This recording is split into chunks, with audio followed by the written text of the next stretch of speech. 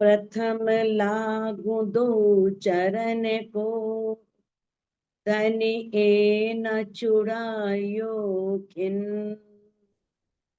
लाख तली लाल एड़िया, मेरे जीव के यही जीवन। इन पांव तले पड़ी रहूं, तनि नजर खुलो बातिन। पल न भालूं निरखु नेत्रे, मेरे जीव के यही जीवन। मेरे जीव के यही जीवन।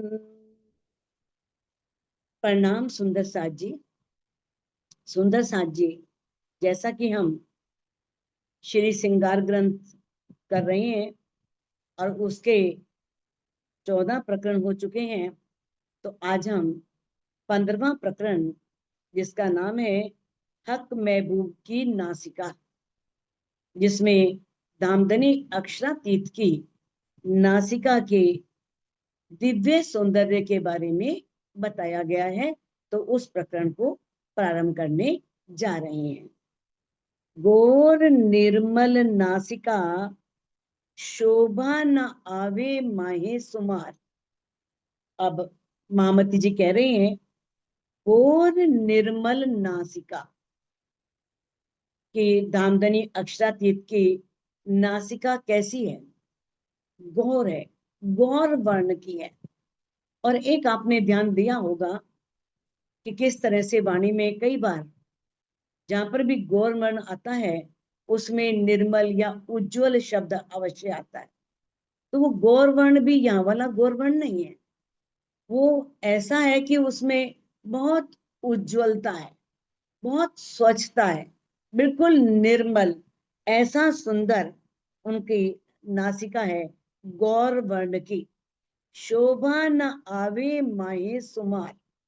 अब उस नासिका की शोभा वर्णन करने में नहीं आती, वो शब्दों में नहीं बांधी जा सकती, इतना सौंदर्य है उस नासिका का। आशिक जाने मासूक की, जो खुले हुए पटद्वार। अब इस शोभा को, इस सौंदर्य को कौन जान सकता है? एक आशिक रूह। आशिक रूह आप जानते ही हैं, जो धामधनी को बहुत प्यार करे, जो अपने माशूक पर फिदा हो जाए, माशूक पर सब कुछ समर्पित कर दे। आशिक जाने माशूक की, बस आशिक ही जानती है। आशिक रूह माशूक के इस सौंदर्य को, इस शोभा के बारे में जान सकती है। वो ही इस सौंदर्य का वर्णन कर सकती है। जो खुले हुए पट द्वार, जिसके पट द्वार खुले। अब पट द्वार क्या है? राज्य तो कहते हैं कि कोई दरवाजा नहीं है, खोले आंखें समझ के, देखती ना देखे भरता। राज्य ने ज्ञान से आंखें भी खोल दी हैं, ना कोई आड़ा है ना कोई पट है ना। हक नजीक सैरक से, आड़ो पट ना द्वार। ना कोई दरवाजा है, ना कोई पर्दा है, ना कोई रुकावट है, ना कोई आड़ा है। तो ये पर्दा कौन सा आ गया? जो खुले हुए पट द्वार, ये स्वयं एक रूह के द्वारा बनाया हुआ माया का पर्दा है। यदि वो माया का पर्दा हट गया हो और उस रूह के आत्मिक नेत्र, अंदर के नेत्र खुल गए हो, वो रूह ही उस नासिका के बारे में जान सकती है, उसकी शोभा के बारे में कह सकती है। निपट शोभा है नासिका, सोहे तैसा ही तिलक। अब कहते हैं कि जो दामदनी अक्षरातीत हैं, उनकी जो नाक है, नासिका है, वो बहुत ही सुंदर है, बहुत उसकी शोभा है। यानी कि वो ऐसा सौंदर्य है कि असीम है, अनंत है। सोहे तैसा ही तिलक, और उसी के अनुरूप तिलक भी बहुत शोभा वाला है, बहुत सुंदर तिलक भी सुशोभित हो रहा है। और नहीं इनका निमुना ए स्वरूप अर्स हक। परम धाम में विराजमान जो राजी हैं, उनके सौंदर्य की उपमा किसी से नहीं दी जा सकती। कोई नमूना नहीं है, कोई दृष्टांत नहीं है इस ब्रह्मांड में जिसके लिए, उस नाग की शोभा के लिए कोई भी उदाहरण दिया जाए या किसी से भी तुलना की जाए, दृष्टांत दिया जाए, तो ऐसा कोई सौंदर्य नहीं है, किसी से उसकी उपमा नहीं दी जा सकती। कई खुशबुए अर्श की लेबत है नासिका। नासिका किस प्रकार से परम धाम की अनेक प्रकार की सुगंधि का रसपान करती है। ये भी तो एक गुण है परम धाम का। वहां हर वस्तु में जैसे चेतनता है, सौंदर्य है, हर एक में नूर है, वैसे ही हर वस्तु में, हर अंग में क्या है, सुगंधि भी है, उसमें एक दिव्य गंध भी है। और वो नासिका जो है वो अनेक प्रकार की सुगंधियों का रसपान करती है, उस सुगंध को लेती है। दो नैनों के बीच में शोभा क्यों कहूं सुंदरता। और वो जो नासिका है वो दोनों नेत्रों के बीच में है। अब उसके उस सौंदर्य का कैसे वर्णन किया जाए, कैसे उसके सौंदर्य के बारे में कहा जाए। देखो, जिस भी अंग का वर्णन हो रहा है उस अंग को बहुत सुंदर बताया जा रहा है, जैसे सभी अंग सुंदर है, समान है, क्योंकि परमधाम में वाहिदत है, सब में समान गुण है, सब में सभी जो पारब्रह्म के अंदर गुण है, सब गुण सब अंगों में है, सब वस्तुओं में है, परमधाम के एक एक कण में है। लेकिन जिसका भी वर्णन किया जाता है उसको सबसे अधिक सुंदर बताया जाता है, लेकिन है सब अंग का, अंगों का सौंदर्य समान है। रंग उजलाई अर्श की। अब जो प्राण प्रीतम है उनकी जो नासिका है वो परम धाम के, ये यहाँ का गोरापन नहीं है, यहाँ का श्वेत वर्ण नहीं है, ये परम धाम का नूरमय, बहुत उज्ज्वलता लिए हुए गौर वर्ण है। तो ऐसी उजलाई है वहां, ऐसा सौंदर्य है जो कि बहुत उज्जवल है। झाई झलके कसूब बका। और इस रंग में लालिमा की आभा है, लाल रंग की झलक है, यानी कि नाक गौर वर्ण की है तो नाक पर थोड़ी सी लालिमा की झलक भी पड़ती है, जो अखंड रूप से, ये नहीं कभी पड़ रही है कभी नहीं पड़ रही, निरंतर वो उसमें गोरे वर्ण की नासिका में लालिमा की झलकार भी है, लालिमा से युक्त है। आपने इस ब्रह्मांड में भी देखा होगा, काल माया के ब्रह्मांड में ऐसा सौंदर्य तो बहुत देखा होगा, जैसा धनी ने यहाँ पर मामती जी वर्णन कर रहे हैं। तो किस प्रकार से वो सौंदर्य कैसे सबको आकर्षित करता है, कैसे सब उसको देख करके मंत्र मुग्ध हो जाते हैं कि है परमात्मा, क्या सौंदर्य बनाया है तूने। कोई भी, चाहे स्त्री हो या पुरुष हो, जिनके पैर बहुत श्वेत वर्ण के लालिमा लिए हुए, और नासिका गालों पे भी बहुत श्वेत वर्ण लालिमा लिए हुए होता है। जब इस ब्रह्मांड में श्वेत वर्ण जो लालिमा को लिए हुए है, गुलाबीपन लिए हुए है, वो आकर्षित कर सकता है, तो परम धाम का जो नूरमयी उज्ज्वलता, लालिमा से युक्त उज्ज्वलता है, जो वो गौर वर्ण है, वो कितना मनोहर होगा, किस प्रकार से सबको आकर्षित करने वाला होगा। देत सलूकी कई सुख रू नैन को नासिका। अब जो ये प्रीतम की नासिका है वो रूह के नेत्रों को, एक आत्मा के नेत्रों को, वो सलूकी, वो सौंदर्य, वो बनावट, वो शोभा कई सुख देती है। उसके अंदर कई प्रकार के सुख उसे प्राप्त होते हैं। ऐसा अनंत सौंदर्य है जो, जिसकी कल्पना नहीं की जा सकती, यानी कि वो हमारी कल्पना से भी परे हैं। यानी कि हम कल्पना भी करें तो वो दिखेगा तभी पता लगेगा, कल्पना भी करें तो कितने सौंदर्य ही कल्पना कर लेंगे, लेकिन वो सौंदर्य उस सौंदर्य से अरबों खरबों गुना सुंदर है, तो देखने पर ही अनुभव किया जा सकता है, चितवनी के माध्यम से ही। क्योंकि जब नूर जो है, परम धाम का नूर जो है, वो एक कण में भी इतना नूर है, इतना नूर है कि करोड़ों सूर्य उसके सामने छिप जाते हैं। अब धामधनी के अंगों में भी तो इतना नूर है जिसके आगे करोड़ों सौंदर्य फीके पड़ जाते हैं, उसके सामने उनका कोई महत्व नहीं है। एक छब फब कोई भात की, नीलाट तिलक बीच नैन। अब धामधनी के अक्षरातीत के नीलाट पर, नीलाट मैंने मस्तक, मस्तक पर दोनों नेत्रों के बीच में तिलक है, और वो तिलक के जो सौंदर्य है, छब फब कोई भात की, उस सौंदर्य की शोभा भी अलग ही तरह की है, यानी कि बिल्कुल निराली है, अलग ही तरीके की शोभा है उसकी। ए आशिक नासिका देख के पावत है सुख चैन। जो आशिक रूह है ना, जो धामधनी के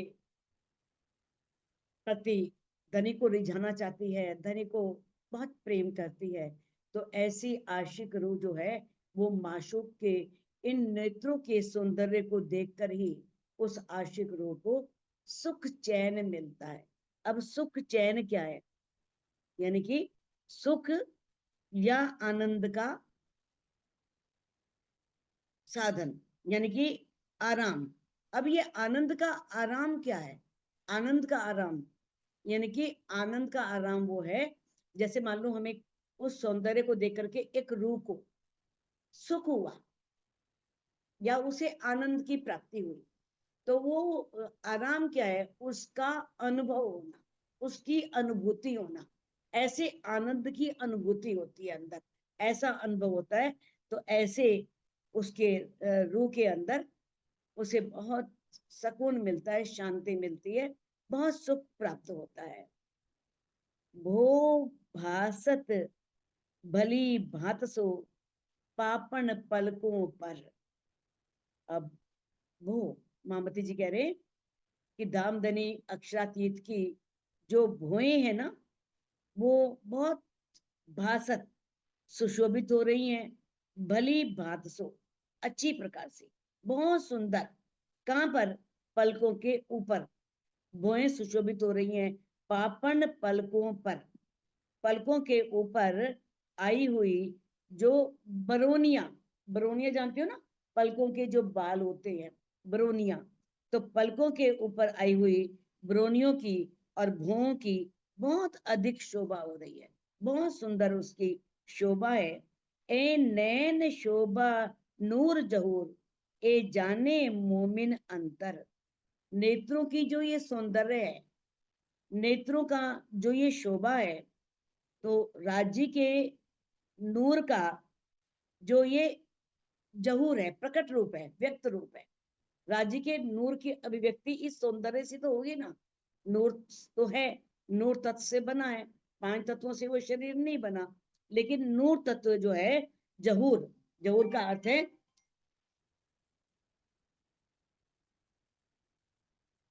जहूर का अर्थ होता है नूर की अभिव्यक्ति, नूर शब्द की अभिव्यक्ति, यानी कि जो नूर है ना, वो प्रकट हो रहा है चेहरे से। कहते ये जाने मोमिन अंतर, इस रहस्य को सिर्फ मोमिन ही जान सकते हैं, इस अंतर को मोमिन ही समझ सकते हैं। क्योंकि धामधनी के हृदय में प्रेम भी है, आह्लाद भी है, आनंद भी है, कांति भी है, और अनेक नूर के सागर अंदर हृदय में लहरा रहे हैं। और वे ही जो सागर अंदर हृदय में है, वही नेत्रों के माध्यम से प्रकट होते हैं, नेत्रों के द्वारा पता लगता है।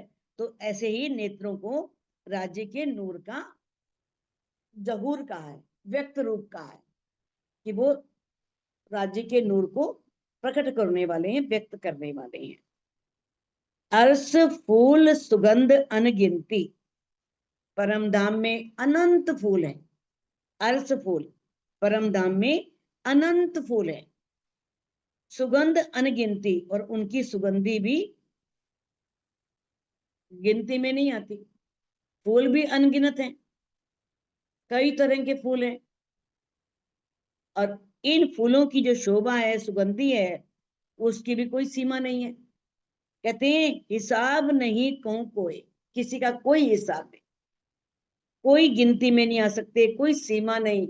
इतने फूल हैं और इतनी दिव्य गंध, चारों तरफ गंध ही गंध, सुगंधी सुगंध।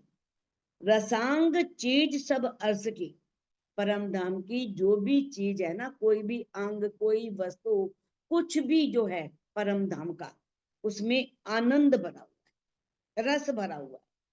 कोई जरा न बिना खुशबू, एक कण भी, एक जर्रा भी परम धाम का बिना सुगंधी के नहीं है। सब में सुगंध है, यानी कि इतनी सुगंध है। और इस सुगंध को कौन जान सकता है? जो जागृत आत्मा हुई, जो आत्मा जाग चुकी है, वो इस सुगंधी का अनुभव करती है, वो इस दिव्य गंध को लेती है। सो खुशबुए सब लेत है, रस प्रेमल सुगंध सार। अब इस प्रकार से जो धामधनी की नासिका है, वो क्या करती है? जितनी भी सुगंधियां हैं संपूर्ण, यहाँ पे भी आपने देखा होगा सेंट होते हैं, तो कितनी तरह के सेंट होते हैं, भिन्न भिन्न नाम है उनके, अनेक तरह के विभिन्न फूलों के बने हुए अलग अलग सेंट हैं। कोई के चमेली के फूल का है, कोई केवड़े का, पता नहीं, अलग अलग बहुत नाम है उनके। और उनके अंदर कितनी सुगंधी है। और परम धाम में तो अनंत अनगिनत फूल हैं। अब अनगिनत फूलों में से सुगंध भी ऐसी निकलती होगी, तो धामधनी जो है वो सारी रस प्रेमल सुगंध सार, यानी कि संपूर्ण सुगंधी का रसपान करते हैं, उसका आनंद लेते हैं, सब सुगंधियों को लेते हैं। सब भोग विवेके लेत है, हक नासिका भोगतार। अब धामधनी की नासिका जो है वो कैसी है? वो नूरमयी पदार्थों में प्रेम और आनंद से भरी है, नूरमयी पदार्थों से बनी है, प्रेम और आनंद से भरी है, ओतप्रोत है। तो जो सुगंधी है, सुगंधी में भी प्रेम है, तो ऐसी जो सुगंधी है, वो धनी की जो नासिका है उसको विवेक पूर्वक भोग करती है। अब विवेक पूर्वक भोग क्या होता है? भोग तो भोग ही होता है। विवेक पूर्वक भोग का मतलब क्या है? विवेक का अर्थ आप जानते ही हो, विवेक का अर्थ क्या होता है? बुद्धि के द्वारा, ज्ञान से उसका उपभोग करना। तो इसमें बताया है कि इस संसारिक जगत में देखो, हमने क्या देखा है कि कोई चीज हमको दिख नहीं रही है, बहुत दूर है, देखा होगा, लेकिन सुगंध आ जाती है। कई बार कहीं भी जा रहे होते हैं, पता नहीं कहाँ क्या बन रहा है, लेकिन फिर भी लगता है कि वहां ये चीज बन रही है, ये सुगंधी आ रही है। तो सुगंधित वस्तु, क्योंकि वो अदृश्य है, दिख नहीं रही है, लेकिन अनुभव हो रही है, उसका आनंद नाक के द्वारा लिया जा रहा है। लेकिन परमधाम में की तो कण कण में सुगंधी का, दिव्यताओं का, अलौकिक सुगंध का सागर लहरा रहा है, भरा हुआ है। और धनी की नासिका में सुगंध तो लेती लेती है, लेकिन साथ साथ में और गुण भी हैं। उनकी नासिका देखती भी है, सुनती भी है, बोलती भी है, एक अंग में सभी गुण हैं। तो इस प्रकार से उनकी सुगंध में प्रेम, आनंद, एकत्व आदि का भी मिलन है। उसमें प्रेम भी है, आनंद भी है, एकत्व भी है, वाहिदत भी है। अब उसके रसपान को, उस सुगंधी को लेने को ही विवेक पूर्वक लेने के लिए कहा गया है। विवेक पूर्वक यानी कि इसका भाव ये है, मैं किस तरह से किसी में प्रेम, आनंद, एकत्व सभी है। और नासिका जो है वो सुगंधी को सूंघ तो रही है, लेकिन नासिका बोल भी रही है, देख भी रही है, और सुन भी रही है, बोल भी रही है, सब गुण उसके अंदर हैं। तो ये भाव है इसका विवेक पूर्वक लेने का, कैसे उसका वो भोग करते हैं। एक को जाने रस सबन के, को जाने भोग सबन। मामती जी कह रहे हैं कि परम धाम के जो भी वस्तुएं हैं या जो कुछ भी परम धाम में है, जैसे लीला रूप में सभी पदार्थों में प्रेम की सुगंध भरी हुई है, प्रेम का रस सब में छिपा हुआ है, प्रेम भरी सुगंधी सबके अंदर। अब उसके रहस्य को या उसके रसपान करने की लीला को, उसका आनंद लेने की लीला को सिर्फ राज्य की नासिका के अलावा कहते एक को जाने, और कौन जान सकता है, कोई भी नहीं जान सकता उस सुगंधी को।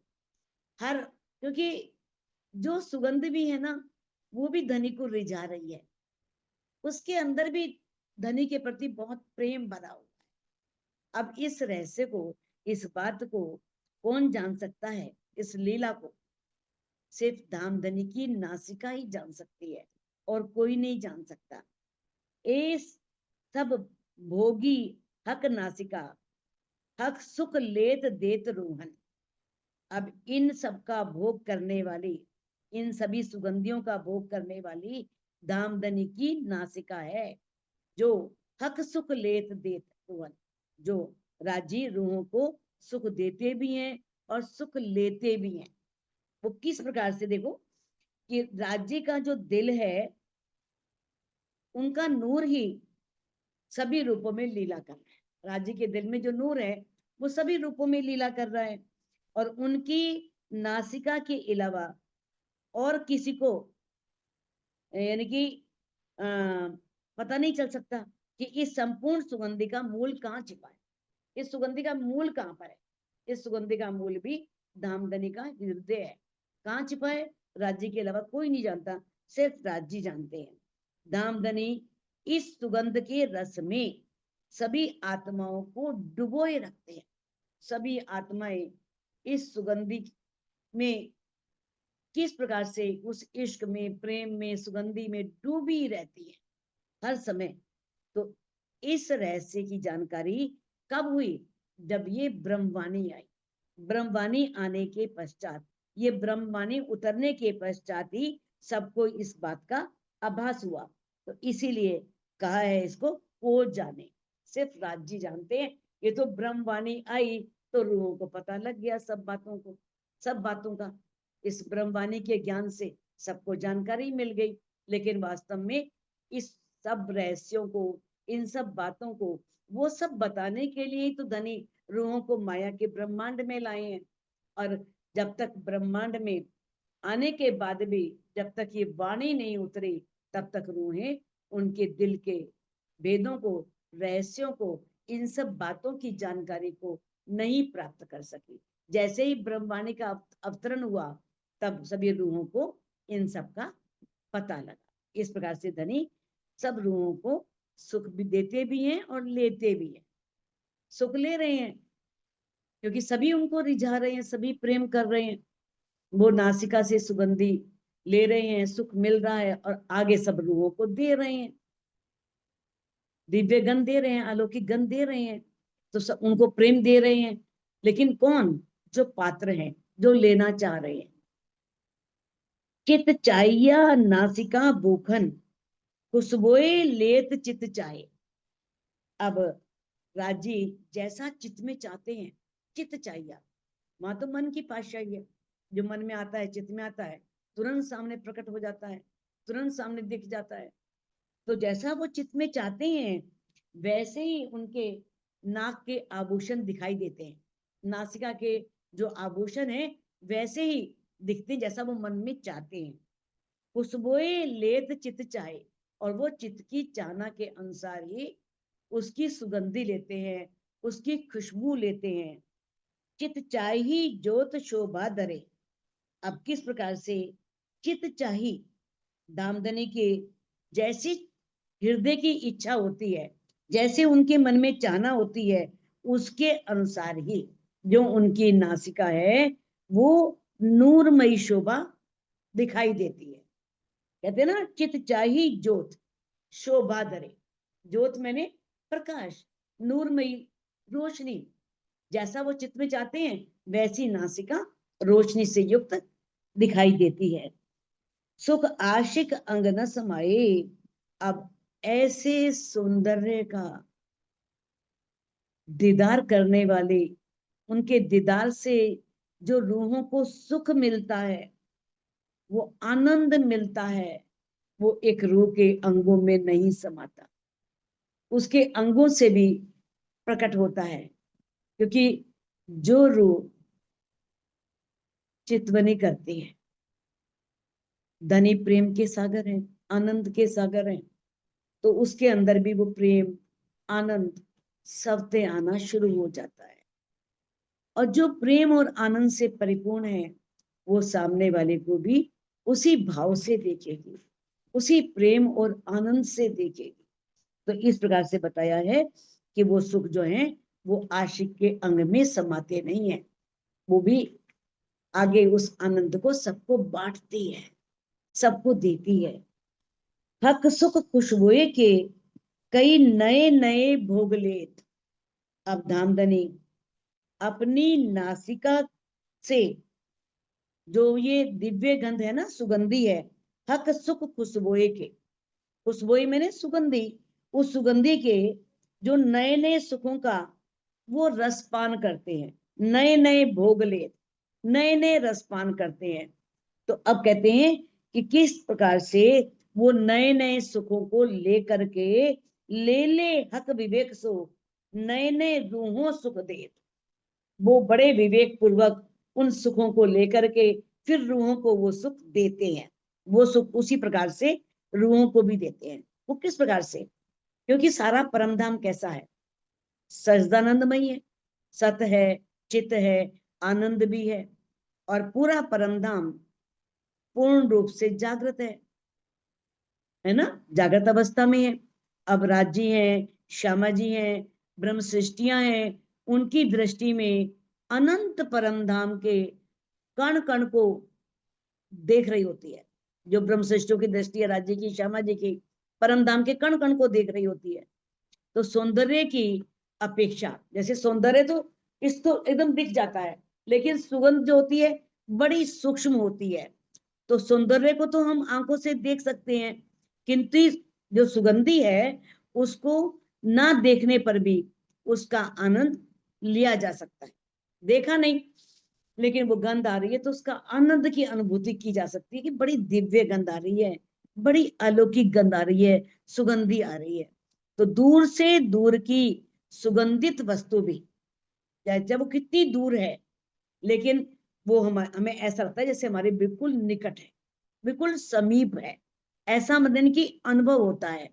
अब धामधनी जो है वो परमधाम में अलग अलग वस्तुएं जो हैं उनको अपने हृदय की इच्छा अनुसार लीला रूप में सुगंध लेते हैं, लीला रूप में उनकी सुगंधियां लेते हैं और अपनी अंगनाओं को देते हैं। यह सुख आत्माओं को मूलतः प्राप्त हो जाता है, सब आत्माओं को यह सुख प्राप्त होता है। इसे ही कहा है परम धाम में विवेक पूर्वक सुख देना कहा गया है। विवेक पूर्वक सुख देना, रूहों को सुख लेना और सुख देना। अब जिसकी आत्मा जागृत हो जाती है वह इस खेल में भी धामधनी की मेर से कुछ अनुभव कर सकती है। जिसकी आत्मा जागृत है ना, वो इस माया के ब्रह्मांड में भी क्या करती है, वो इसकी कुछ अनुभूति कर सकती, अनुभव उसे हो जाते हैं। तो ये उपलब्धि जो है ये उसकी किस पर निर्भर है? उसकी श्रद्धा पर। श्रद्धावान लभते ज्ञान, जिसके अंदर श्रद्धा होती है वो ही ज्ञान प्राप्त कर सकता है। और अगर उसके अंदर विश्वास है तो विश्वास करीने दौड़सी जे तारतम का फल ले सी थे। अगर वो विश्वास करके दौड़ेगी तो तारतम का फल भी लेगी। अगर उसने समर्पण किया है तब भी उसे उसका कुछ ना कुछ उपलब्धि होगी। और अगर वो धनी से बहुत प्रेम करती है तो तब भी उसे प्राप्ति होगी। तो ये किस पर निर्भर है? उसके प्रेम पर, उसके समर्पण पर, उसकी श्रद्धा पर, उसके विश्वास पर। कहने का भाव यह है, अगर जिस रूह की जैसी रहनी होगी ना, जैसी करनी होगी, वैसी ही कृपा होगी। अगर वो करती कुछ नहीं है, चाहती है कि धनी मेर के सागर है, मेर करते जाएं, तो यूं नहीं होते। पहले कुछ करना भी पड़ता है। कर्तव्य पूरा करके ही हम अधिकारों की मांग कर सकते हैं। हम कर्तव्य तो निभाए नहीं। एक रूह होने का जो भार धनी ने हमको दिया है, हमारे सिर पर जो कंधों पर भार दिया है, वो तो हम निभाए नहीं। पर सुन चुके हो ना, बोझ निभावे साथ को और मसनद भरतार, है ना। क्योंकि जो हमें राजी ने ये उत्तरदायित्व दिया है कि अगर तुम जाग जाओ तो बाकियों को भी जगाओ, या हमें अपनी आत्मा को ही पहले जागृत करो, ये तो हम कुछ करते नहीं है।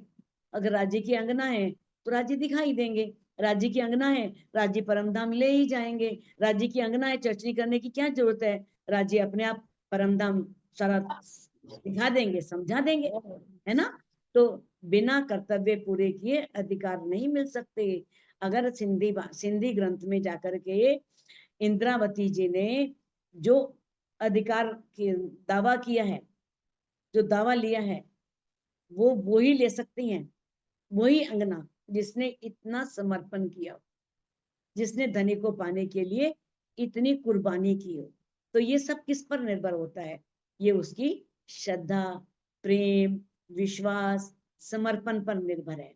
तभी वो इतना कुछ अनुभव प्राप्त कर सकती है, अपनी करने के अनुसार, अपनी रहने के अनुसार।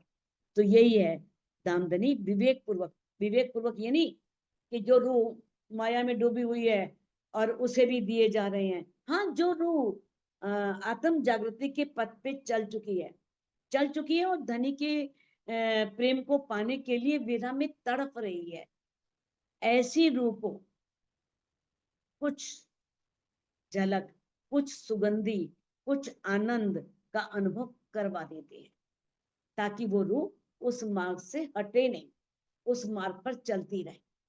क्योंकि वो अगर कुछ नहीं मिलेगा तो वो घबरा जाएगी ना, थोड़ा बहुत उसे कुछ दिखेगा तो सोचेगी मुझे और प्राप्ति होगी, मैं और आगे चलूं। तो ये है विवेक पूर्वक देने का तात्पर्य, कि विवेक पूर्वक देने मतलब उस रूह की करनी माफक, उसकी रहने के माफक, वो कितना रहने में है, वाणी को उसने कितना अंदर उतारा है, कितना वो प्रैक्टिकल रूप में चल रही है, व्यवहारिक रूप में चल रही है, उस पर निर्भर है। कई कई लाड रूहन के लेत देत अरस परस। दामदनी अपनी अंगनाओं को अनेक प्रकार से प्रेम करते हैं। लाड रूहन के, रूहों को लाड करते हैं, लेते भी हैं, देते भी हैं। ये नहीं कि सिर्फ रूह ही राज्य को रिझाती है, सिर्फ प्रेम लेते हैं, प्रेम देते भी हैं। तो बताया है कि एक जैसे कोई प्रेमी है, तो जो प्रेमी है, प्रेमी किसे बोलते हैं? आशिक को बोलते हैं। और वो प्रेमी जो है, वो बन करके, कोई रूह जो है वो आशिक बन करके धनी से प्रेम कर रही है, इश्क कर रही है। और अपने जो प्रेमास्पद है, प्रेमास्पद कौन होता है जिसे प्रेम किया जाए? माशूक। तो अपने जो माशूक को रिझाने के लिए, और किस लिए? उससे प्रेम प्राप्त करने के लिए, ताकि मुझे भी प्रेम प्राप्त हो।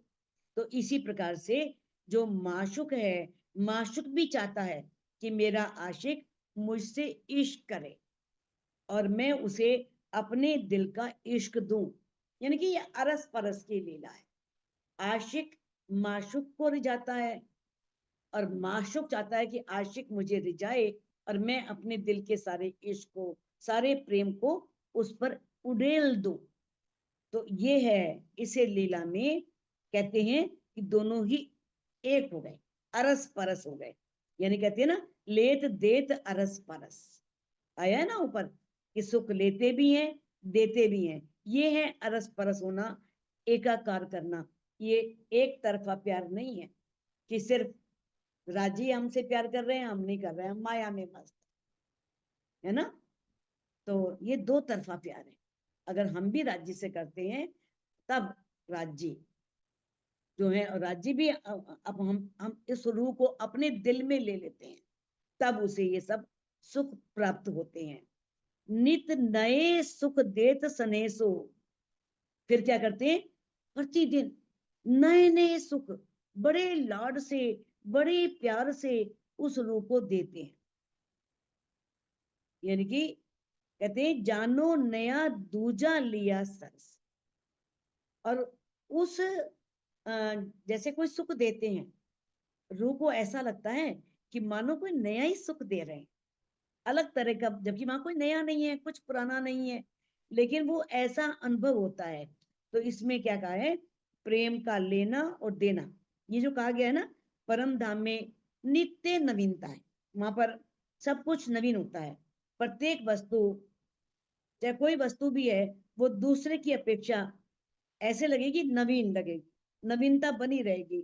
निज धाम में, परम धाम में प्रत्येक वस्तु समान रूप से नई है, क्योंकि वहां पुराना शब्द है ही नहीं, जीर्ण शब्द है ही नहीं। मन जो कुछ भी बन गया वो उसी रूप में रहेगा, उसमें नवीनता रहेगी, ताजगी रहेगी। तो इस प्रकार से बताया है कि लीला रूप में उसे कह दिया है उन वस्तुओं का रसपान करना, उन वस्तुओं की आनंद को प्राप्त करना। वहां प्रत्येक को दूसरे की अपेक्षा नवीन ही कहा गया है। ऐसा रूहों को लगता है जैसे हमें कोई राज्य नया ही सुख दे रहे हैं, नया ही आनंद दे रहे हैं, जबकि वो पहले आनंद ले चुकी होती है, वो सुख ले चुकी होती है। सौंदर्य और आनंद का यही रहस्य है। कहते हैं कि जैसे वैदत में क्या होता है, समानता, बिल्कुल एक रस होना। वैदत में समानता ही महत्वपूर्ण है। फिर भी जो मानव की बुद्धि है, मानव की बुद्धि में ये बात आ सके, इसलिए ये बात कही गई। वरना वहां वायदत है, एक दिली है, वहां पर सब कुछ समान है, वहां पर कोई पुराना नहीं, कोई नया नहीं। लेकिन ये क्यों कह दिया कि रूहों को ऐसा लगता है, वहां तो धनी प्रतिदिन रूहों को सुख देते हैं, लेकिन उनको लगता है जैसे हमें कोई नया ही सुख दे रहे हैं, नया ही आनंद प्राप्त कर रहे हैं, ऐसी उन्हें अनुभूति होती है। नित लेत प्रेम सुख अर्स में, जानो आज लिया नया भोग। अब परम धाम में प्रतिदिन रूहें धनी से प्रेम लेती हैं, धनी से उन्हें प्रेम मिलता है परम धाम में, और उसे ऐसा लगता है जानो उसने आज कोई नया ही सुख लिया है, नया ही आनंद लिया है। यो हक देत जो हमको नित नए प्रेम संयोग। इस प्रकार से धनी हमको परम धाम में प्रतिदिन प्रेम के आनंद के रस की अनुभूति कराते हैं। प्रेम के आनंद की रसानुभूति, जो प्रेम से हमें आनंद उत्पन्न होता है, उसके रस की अनुभूति नित नए प्रेम संयोग। प्रेम संयोग का अर्थ है प्रेम के आनंद का रसास्वादन, उसके रस की अनुभूति। यानी कि रूह धाम, परम धाम में धनी से नित्य प्रति नए नए सुख लेती है, और धनी हमको उस सुख की अनुभूति कराते हैं। जिमी जल तेज वाए वन, जो कछु बीच आसमान। जिमी पृथ्वी, और जो कछु बीच आसमान, और आसमान के बीच में जो कुछ भी है, जमीन और आसमान के बीच में, जमीन से और आकाश में क्या क्या है, जल है, अग्नि है, वायु है, वन है, जो भी है, धरती और आकाश के बीच में जो कुछ भी है, चाहे वो जल है, चाहे तेज मैंने अग्नि, वायु, वन, वन, जो भी सामग्री है, सब खुशबुए नूर में, सब कुछ नूर में ही है। परम धाम में जमीन से आकाश तक जो वस्तु भी है वो नूरमयी है, सब नूर तत्व से बनी है, और सब में दिव्य गंध भरी है, वो सुगंधि से भरपूर है। सुख देत रूहों सुभान। राज्य जो है वो रूहों को सुख देते हैं, आनंद देते हैं। इस प्रकार से अंगनाओं को नित्य प्रति धाम में वो क्या करते हैं, अंगनाओं को सुख देते हैं, आनंद देते हैं। श्री मोहम्मद कहे हक नासिका, या की शोभा न आवे सुमार। अब महामती जी कहते हैं कि धामधनी की जो नासिका है उसकी शोभा सुमार में नहीं आती। सुमार आप जान ही चुके हो, सीमा में नहीं आती। भाई इतनी शोभा है नासिका की कि उसको शब्दों में नहीं बांधा जा सकता, उसका वर्णन नहीं किया जा सकता। कछु बड़ी रूह मोमिन जाने। अब की उनकी, अब ये जो सौंदर्य है, मामती जी कह रहे हैं कि इस सौंदर्य के विषय में बड़ी रूह क्षमा मानी, क्षमा मारानी, और मोमिन सारी ब्रह्म सृष्टियां, तो उसके बारे में थोड़ा सा क्षमा मरानी और ये ब्रह्म सृष्टियां ही जानती हैं। जाको निस दिन यही विचार, जिसको दिन रात इसी के चिंतन में लगी रहती है, उनका मन भी वहीं लगता है, चित्त भी वहीं लगता है, हर समय चितवनी करती हैं, तो वही इसको जान सकती हैं, क्योंकि वो हर समय इसी के रात दिन इसी का ही चिंतन करती हैं, मनन करती हैं और धामधनी की ही बातें करती हैं, इसके अलावा और कोई बातें नहीं करती। तो वो रूहें ही जान सकती हैं उस सुखों के बारे में, उस आनंद के बारे में, श्यामा महारानी और उनके अंग ब्रह्म सृष्टियां। तो कहते हैं वैसे ये शोभा जो है वो कहने में नहीं आ सकती, जो चितवन करती हैं, चितवन के द्वारा वो रूहें ही जो धामधनी का ही विचार करती हैं, धामधनी के बारे में ही सोचती हैं, वो ही इस शोभा और सौंदर्य के बारे में जान सकती हैं। तो सुंदर साथ जी इस चौपाई को अनम्यूट करके आप दोहरा सकते हैं। श्री महामती कहे हक नासिका, श्री महामती कहे हक नासिका, या की शोभा न आवे शुमार, या के या शोभा न आवे सुमार, कछु बड़ी रूह मोमिन जानही, कछु बड़ी बड़ी रूह रूह मोमिन जाने, जाको निस दिन यही विचार, जाको निस दिन जाको यही निस्कल विचार। विच- बोलो जाको श्री निस्कल प्राणनाथ